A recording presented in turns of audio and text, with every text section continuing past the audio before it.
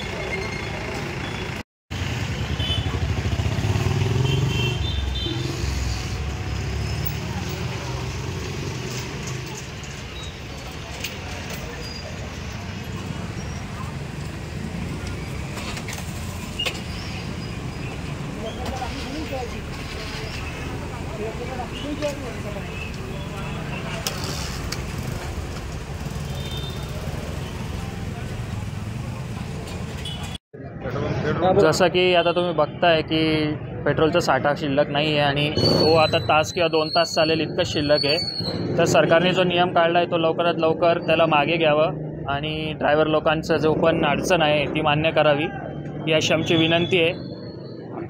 आमच्याकडे आज जो स्टॉक आहे तो तेवढा जास्त चालणार आहे, त्यानंतर बंद होणार आहे आणि भरपूर पेट्रोल पंपावर आता स्टॉक शिल्लक उरला नाही आहे। किती दिवस पुरेल तुमच्याकडे स्टॉक? तर तो आमचा जो स्टॉक आहे आता जास्त 1 तास किंवा 2 तास चालेल, त्यानंतर बंद करण्याची पाळी येणार आहे आमच्यावर। आम्ही जेवढं सहकार्य करता येईल करा। तर आमची विनंती आहे सरकारला की हा नियम लवकर लवकर मागे घ्यावा, याचा फेरविचार करावा। धन्यवाद। नाव बोलू का पहिले?